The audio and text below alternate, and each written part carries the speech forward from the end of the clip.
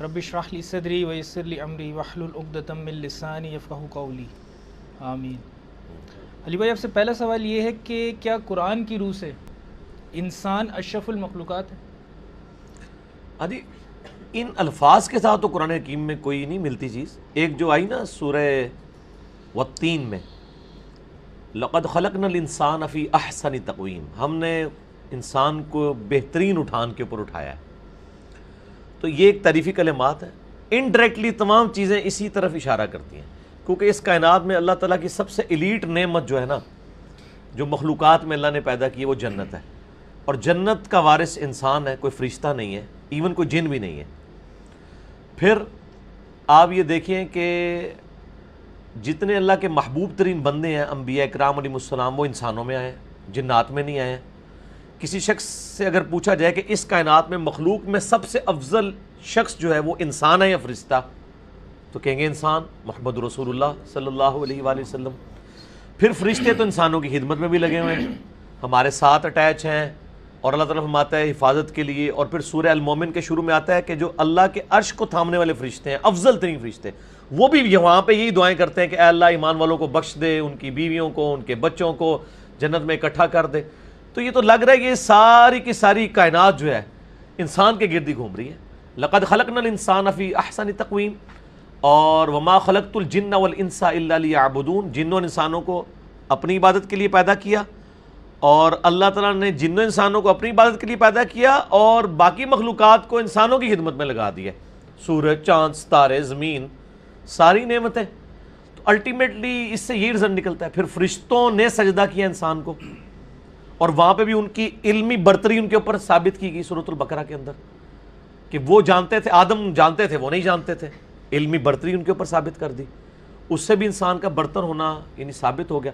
تو قرائن تو یہی بتا رہے ہیں کہ اشرف المخلوقات یعنی ایک جو انسانوں میں، مسلمانوں کے ہاں تو یہ کم از کم عقیدہ پایا جاتا ہے، تو اس کو تو عملی تواتر بھی حاصل ہے اور قرآن و سنت کی سپورٹ بھی حاصل ہے، اس کے خلاف تو ہمیں کوئی چیز نہیں ملتی ہے۔ نہیں، آپ کے دو محترم ترین استاد جو ہیں نا، جس میں مولانا اسحاق بھی ہیں اور یہ غامدی صاحب بھی ہیں، ان دونوں کا موقف آپ سے بالکل ڈیفرنٹ ہے۔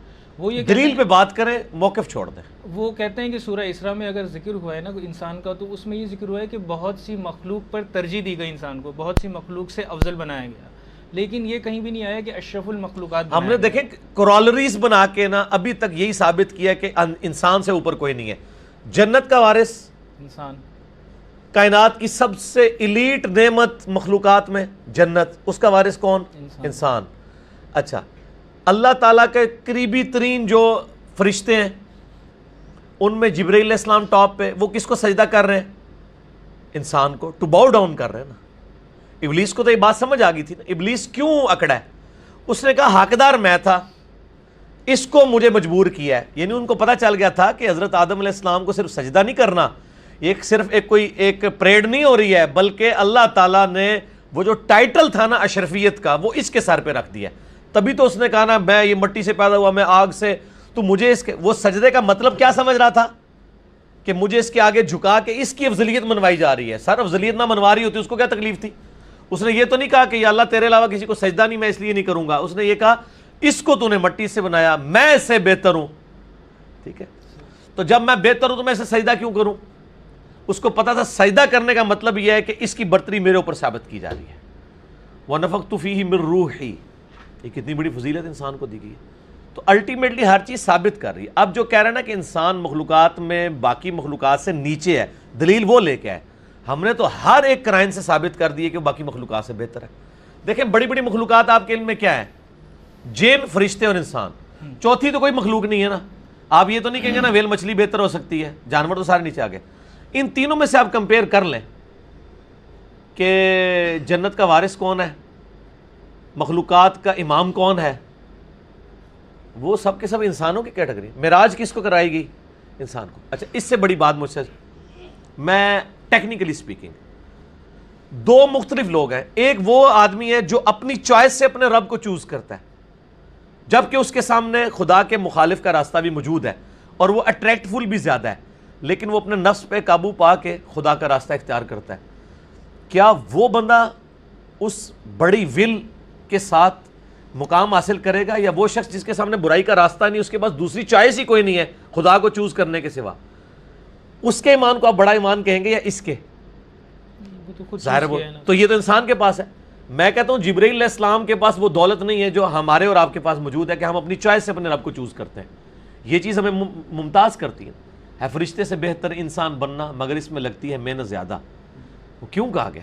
وہ اسی لیے کہا گیا نا. اچھا پھر روح امین جو فرشتوں کے سردار ہیں، اور فرشتے لیلۃ القدر میں سکینت نازل کر رہے ہیں کس کے اوپر؟ انسانوں کے اوپر. ہر چیز انسان کے گرد گھوم رہی ہے، ہر چیز انسان کے گرد گھوم رہی ہے. اگر فرشتے گھوم رہے ہیں تو باقی تو کسی مخلوقات کا کوئی لینا دینا ہی نہیں ہے. اور یہ نہ کہ تمام مخلوقات ہے کتنی ہے جو افضلیت کی کیٹیگری میں فال کرتی ہیں. عقل جن کو دی گئی ہے وہ 3 ہی ہے، انسان، جن اور فرشتے. چوتھی تو مخلوق ہی کوئی نہیں ہے. اگر آپ کے علم میں ہے تو بتائیں.